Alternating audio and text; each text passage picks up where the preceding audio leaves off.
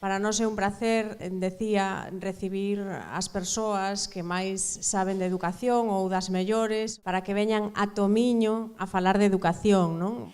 Para nós é un placer terte aquí, gracias Coral por estar con nosotros. Coral es bióloga de carrera, de estudios, aunque lo que en realidad le apasiona desde hace años es la educación. De hecho, dirige las escuelas Virolai en Barcelona, que es una escuela especial, súper interesante, donde se fomenta el lado artístico, la creatividad, la innovación. La verdad es que es un método súper interesante y estamos encantados de que esté en Tomiño para explicarnos y para ayudarnos a entender nuevas maneras de hacer educación a las que nosotros también aspiramos, y esperemos que estén también en nuestros colegios o que alguno se lance a experimentar con estos nuevos métodos contrastados.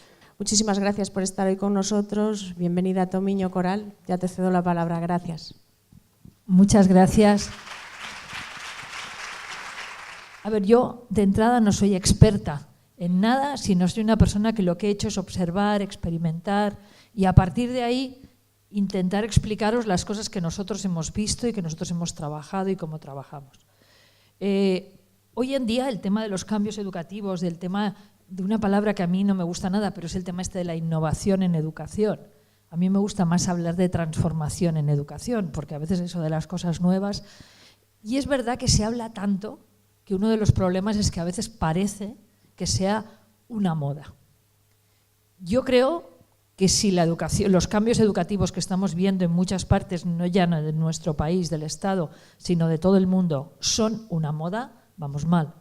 Si están de moda, quiere decir que es importante, que le ha llegado su tiempo y en ese sentido yo creo que podemos tener una esperanza que espero que cuando acabe la charla ustedes también tengan conmigo. La primera cosa es que nos hemos de plantear que las cosas están cambiando y que nosotros nos hemos de plantear que las escuelas no son entornos para enseñar. No están hechas ni las escuelas ni los institutos para que los profesores trabajen y nos ganemos la vida. Las escuelas están hechas para que los niños, para que los chicos, para que las niñas y las chicas que tenemos en los centros educativos aprendan. Y tienen que ser, en ese caso, instituciones centradas totalmente en los niños y niñas que tenemos en las escuelas. ¿Qué ha pasado en los cambios educativos? ¿Por qué hay cambios educativos? ¿Por qué hablamos tantas veces de la necesidad de transformar la educación? ¿Qué hemos hecho? ¿Cómo lo hemos hecho? ¿Cuándo lo hemos hecho? ¿Y con qué tiempos? Hay un elemento que es claro, clarísimo y muy potente. Es evidente que ha sido Internet el interruptor que ha hecho que en muchos ámbitos de la educación tradicional, hasta hace unos 15, 20 años, se empezaran a reconsiderar. El hecho de que el conocimiento se generalizara, digamos que la información se generalizara, ha sido realmente un aspecto muy determinante del proceso de transformación que estamos viviendo. Pero es que Internet ha sido un punto. Pero fíjense que ha pasado otras cosas en estos años que realmente han hecho un cambio de paradigma a nivel social. Ha habido un elemento clarísimo que es el tema de la globalización y la aceleración. Esa necesidad de inmediatez que por una parte Internet nos ha llevado y tal vez la forma de trabajar a nivel mundial, esta manera de hacer que los proyectos, los problemas y también muchas de las... Nosotros estos días estamos sabiendo más de lo que pasa en Venezuela, de lo que está pasando a lo mejor en el pueblo de al lado. Esa necesidad de estar pendiente de tantas cosas, eso es uno de los elementos que también hace que nuestro mundo, nuestro planeta ya se haya hecho pequeño. Los cambios económicos y sociales. A nosotros como escuela, uno de los hechos que nos hizo que realmente el cambio educativo se llevara fue el tema de la crisis económica. Muchos padres nos venían y nos decían: he perdido mi trabajo, me he tenido que reinventar, me estoy reinventando, estoy aprendiendo de nuevo, quiero que mi hijo y mi hija estén preparados para este cambio. Esto ha implicado también un cambio de escala de valores. Hoy en día la estabilidad, la permanencia, el trabajar siempre en el mismo sitio, el vivir en el mismo lugar, son aspectos que han pasado de ser prioritarios, incluso digamos de estar de moda. Hoy en día lo normal es que los cambios, esa inmediatez, ese estar en muchos sitios, los valores han cambiado. Estamos en unos entornos donde priman muchas veces más la inmediatez que la reflexión, con todos los perjuicios que esto nos puede llevar.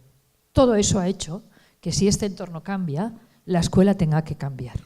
La educación debe servir para aprender a vivir en un planeta bajo presión.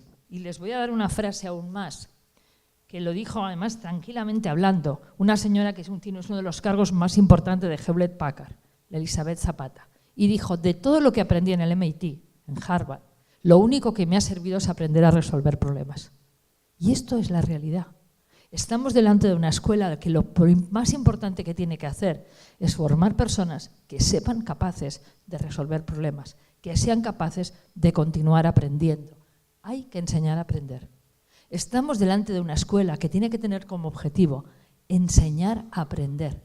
Esa frase que ponemos muchas veces en los folletos de los colegios, de las competencias de aprender a aprender, y que implica un calado, es una frase de gran calado que nos implica tener que modificar muchas de las cosas que hacemos en los colegios. Fíjense que, por tanto, nos encontramos delante de un cambio de paradigma total. De entrada, durante muchas generaciones, y en nuestro país esto ha sido muy claro, la educación ha sido un ascensor social. Nuestros hijos, nuestros nietos, teníamos siempre la convicción de que irían viviendo mejor. Y ahora nos encontramos delante de una situación donde el futuro va a ser distinto, pero es su futuro y, por tanto, es el mejor futuro porque es el suyo. Y lo que nosotros tenemos es la obligación de educar a estos chicos para ser capaces de vivir y de estar en un mundo de inmediatez, de ubicuidad, un mundo que es pequeño porque es próximo, un mundo que realmente tiene los problemas absolutamente incorporados y que realmente cualquier problema es un problema de todos. Por tanto, vamos a dar respuesta a una escuela que lo que tiene como objetivo es para aprender mejor, para aprender todos, con una concepción clarísima de inclusividad y de equidad, porque todos los niños y niñas son niños capaces de aprender y, por tanto, ahí nosotros hemos de saber dar respuesta a este tema. Una escuela centrada en el alumno. Y eso es fácil ponerlo en el papel, pero estamos acostumbrados a diseñar y a trabajar en escuelas centradas en el enseñar, escuelas centradas en el profesor, en los derechos de los profesores. Y hay que darle la vuelta a la tortilla para tener muy claro que las escuelas tienen que estar diseñadas y hechas para que todos los derechos de los alumnos, escuelas claramente especificadas para aprender. A partir de ahí yo tengo un sueño de cómo quiero que sea la educación y tengo que establecer una estrategia, tengo que establecer una planificación, porque para llegar lejos tengo que saber exactamente cómo lo voy a hacer. Y en educación hay un elemento que es la clave, lo más importante, que es el trabajo con los profesores. Los cambios educativos no los va a hacer nunca la administración. La administración de por sí no es un organismo que pueda dedicarse a la transformación y la innovación. La administración de por sí es conservadora y mantiene estructura y homogeneiza. La innovación y la transformación educativa se tiene que hacer en los claustros de los colegios. Se tiene que hacer de forma colectiva, de forma participativa. No se hace en el despacho del director, ni en una reunión en que se reúnan 4 personas muy sabias y establezcan líneas. Los sabios, las personas que nos ayudan en el tema de la prospectiva, nos van a ayudar a realmente hacer mejor las cosas, nos van a iluminar el camino, pero somos nosotros los que hemos de convencernos. Este es el círculo. Soñar, planificar, trabajar en equipo participando, implementar lo que nosotros queremos hacer y a partir de ahí evaluar. No es cuestión de reloj, es cuestión de brújula, de tener claro dónde quiero ir y avanzar. Y tener muy claro que a veces hay momentos en que estás dudando, pero que tenemos que avanzar todos, todo el equipo de profesores, todas las familias, conjuntamente con una actitud participativa e implicada también de los alumnos. Cuando nos establecemos una estrategia de transformación educativa, nos hemos de focalizar en las personas que son proactivas y que empiezan el cambio. Si esperamos a que todo el claustro cambie de golpe será difícil, pero va a haber gente que se va a tirar a la piscina a veces sin flotador y sin saber nadar. Pero esa gente es la que inicia los cambios, son los pioneros. Esa gente es la que tiene la fuerza de realmente poder empezar este proceso. ¿Qué es realmente los elementos que hacen que la transformación educativa tenga lugar? Un nuevo entorno, una nueva escuela para garantizar esta formación para estos ciudadanos. Como soy bióloga, pues yo los símiles que pongo son casi siempre de árboles. Y nosotros creemos que uno de los elementos que es importante es la formación de personas que van a ser absolutamente autónomas. Esto es uno de los elementos del cambio importantes. Ustedes antes, ustedes son un pueblo de inmigrantes y de gente valiente, pero en general la idea un poco es unos estudios, una carrera universitaria, un trabajo para toda la vida, un sitio para vivir, una familia. Eso se ha acabado. Ni los estudios tienen importancia, ni el trabajo es para toda la vida, ni ustedes van a vivir seguramente en el mismo sitio durante todo el tiempo. Hoy en día hemos de educar personas para vivir en un mundo absolutamente de incertidumbre. Y para este mundo de incertidumbre hemos de formar personas que tengan la fortaleza y la resistencia, la flexibilidad y la resistencia de los árboles de ribera, de los árboles de río, los chopos, los álamos. Árboles que de alguna manera nos van a hacer consuvidad, tienen esa capacidad de adaptarse a las situaciones, pero sin perder claramente cuál es su función. Señores, trabajamos 11 meses al año, trabajamos 5 días a la semana.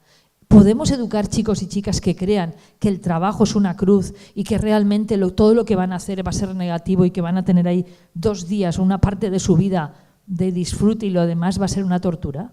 Eso no puede ser. Eso hemos de transformar totalmente esta visión. La visión que nosotros tenemos que transformar es de personas que la profesión que sea, van a ser capaces de tener unas respuestas creativas y amplias y eso es lo que hemos de hacer. Personas que disfruten con lo que están haciendo. Y ya sé que a veces esto es difícil, pero lo podemos conseguir sea cual sea la profesión que estos chicos tengan. Y ahí entro en un tema que es muy importante. Educar en valores se hace con el ejemplo. Educar en valores se hace de manera transversal por parte de todos, de acuerdo. Pero educar en valores necesita un plan, una estrategia. Porque si no, cuando ustedes me plantean después si se puede evaluar el progreso de los valores, se puede evaluar cuando se trabaja de manera sistemática. Entonces podemos ver el avance en el trabajo de valores. Cuando se trabaja con esa espontaneidad de todos, pero no es nadie, de esa manera de trabajar así, un poco etérea, no estamos dándole el peso importante a la educación de valores. De la misma manera que ahí entramos, se le da tan poco a lo que sería la educación emocional. Recuerden que en el mundo de inmediatez, lo más importante, lo que más necesitan este chico son tiempos de reflexión, tiempos de hacerse preguntas. Si no se reflexiona, no te haces preguntas. Atención a este tema. Cuando el chico se lleva la inquietud, se cuestiona lo que está haciendo y se plantea nuevos retos, ese chico no pierde las ganas de continuar aprendiendo. No necesito profesores que den buenas lecciones. No necesito buenos enseñantes, necesito profesores que acompañen al alumno en su proceso de aprendizaje. Y eso implica que a muchos de nosotros nos ha cambiado la obra a mitad de la función. Y de tener un papel pasamos a tener otro papel. Y delante de esta situación, nosotros necesitamos una formación que nos ayude y nos acompañe en el proceso de transformación. Una formación que nos dé fortaleza, que nos ayude a salir de nuestros miedos, que de alguna manera ayude a los profesores. Pero una formación que dé enseguida resultado, que se revierta enseguida en buenas prácticas en las aulas. Horarios. 1 hora, una asignatura. Eso es paranoico. Había un chiste, ¿no?, de una niña que venía al colegio y decía a su madre todo lo que veía cuando volvía del colegio con esta estructura. Franjas de 2 horas, de 3 horas, estructuras de una semana haciendo un proyecto, lo que sea, imaginación al poder. Siempre que el objetivo que tengamos claro es que lo mejor para el alumno. Y por supuesto un proceso de evaluación, que en la educación obligatoria, yo les diría que incluso hasta los 18 años, no tiene ningún sentido que sea cualificadora. ¿Qué ha cambiado? Que antes teníamos una fuente o dos de información, el profesor, el libro, la experimentación. Hoy en día tenemos muchas fuentes de información y no me refiero a Internet.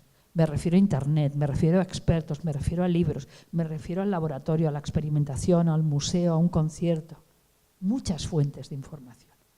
Y los chicos lo que tienen que aprender es a utilizar estas fuentes, a utilizarlas con criterio, a saber organizar esta información para a partir de ahí construir conocimiento y crear lenguaje y pensamiento propio.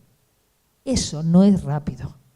Eso implica un proceso que por eso, como es lento, porque parte de muchos procesos de reflexión y procesos de construcción, requiere que tengamos que eliminar, que tengamos que, entre comillas, depurar el currículum, seleccionar el currículum.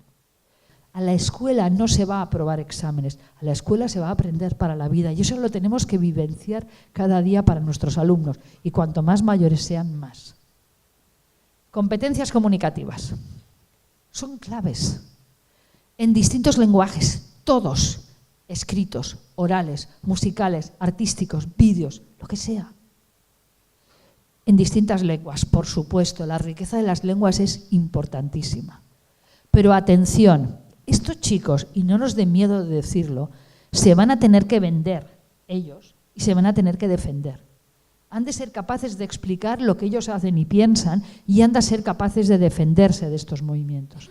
Y eso implica trabajar las competencias sociales, trabajar el tema que hablábamos al principio de la inteligencia emocional, de la educación emocional. Personas que saben que cuando están hablando con alguien tienen que aproximarse al otro, tienen que partir de la escucha y de la empatía. Eso es trabajar las competencias comunicativas, no enseñar las frases como un dictado o haciendo, eso no ayuda. Hemos de ir más allá. Tal vez empecemos con determinadas cosas, pero los lenguajes se tienen que ampliar y hacer mucho más. Hay que trabajar con empresas que nos digan retos reales para que los chicos vean que lo que se hace en el colegio, las escuelas tenemos que tener paredes permeables, paredes que de alguna manera traspasen la realidad, hablen con las empresas que tienen aquí alrededor, que propongan retos reales, que vengan. El ayuntamiento, me ha comentado antes la alcaldesa, que establece comunicación con los alumnos. Establezcamos vínculos en que los chicos vean que lo que están haciendo realmente tiene sentido, porque es lo que es la vida real, no es una cosa para aprobar un examen. Trabajo cooperativo, por supuesto, en grupos heterogéneos, variados. ¿Para qué sirve el trabajo cooperativo? Sirve para aprender una competencia que necesitarán en su vida. Pero ¿saben cuál es el primer paso que hay que trabajar en el aprendizaje cooperativo? La resolución de conflictos. Cuando yo trabajo cooperativo, me importa un bledo el tema que estén trabajando. Lo previo va a ser garantizar que las estrategias del grupo y la gestión de conflictos se resuelven. Porque si hay una competencia que estos chicos van a necesitar en el futuro es trabajar en grupos distintos, donde van a encontrar muchísimos conflictos. El que va muy rápido, el que no escucha, el que es lento, el que se escaquea, el que no solo sabe hacer una cosa. Por eso necesitamos grupos heterogéneos, porque es lo que se van a encontrar en su vida. No es lo importante que sepan los chicos de astronomía, lo importante es cómo saben comunicar, cómo saben hablar, cómo se han repartido el trabajo, cómo se respetan entre ellos. Y les hacemos que los padres se den cuenta de esto y que, por tanto, focalicen su atención en lo que estamos trabajando. Reuniones de familias activas. Si estamos haciendo una escuela activa, ¿cómo podemos hacer que los padres, lo que estoy haciendo yo con ustedes, que los estoy machacando vivos? O, por ejemplo, el tema de más continuidad de aprendizaje y menos deberes. Miren, el planteamiento esto de los deberes, por supuesto que somos contrarios a los deberes. A los deberes repetitivos, por supuesto, pero no son los peores, los repetitivos. Los peores deberes y los que generan más inequidad son los deberes que el profesor envía a casa porque en la clase no puede resolver de manera individual. Hace un resumen, hace un esquema, cosas que son propias de la clase y del trabajo en el aula y que se envían a casa porque así de esta manera se distribuyen. El profesor no tiene que hacer una tarea personalizada. ¿Un examen para qué sirve? ¿Para el 7, para el 3, para el 2? No. Un examen en un momento determinado, y se pueden hacer exámenes de muchas maneras y no es el tema de hoy, es para decirle al chico dónde está y cómo tiene que continuar avanzando. Si yo el examen, la prueba que haga del chico, le estoy dando esa información y sirve de elemento de reflexión conjunta, eso funciona. Y ustedes me dirán, no me da tiempo. Perdonen, ¿el tiempo para qué es? No es un problema de reloj, sino de brújula. Si tú devuelves un examen así, 3, 7, 4, 2, o haces una lista en la clase o los das a repartir, que ya esto es un fallo terrible de falta de respeto a la intimidad de cada niño, tú estás planteando ahí un elemento que es fundamental y que no queda claro, que es el elemento de que el examen tiene que servir para dar información de dónde está y por dónde tiene que continuar. John Dewey, que ha dicho muchas cosas, nos decía esto, y como vean que la transformación educativa no es una cosa nueva, Aprendemos haciendo y reflexionando sobre lo que hemos hecho. La reflexión, incorporar la reflexión del alumno, del profesor y del alumno, del profesor, del alumno y de la familia en los procesos de aprendizaje es clave. Mundo de ubicuidad, mundo de rapidez, reflexión. Una escuela para aprender mejor, una escuela para aprender todos, una escuela centrada en el alumno, una escuela donde el alumno continúe teniendo potencial de aprendizaje.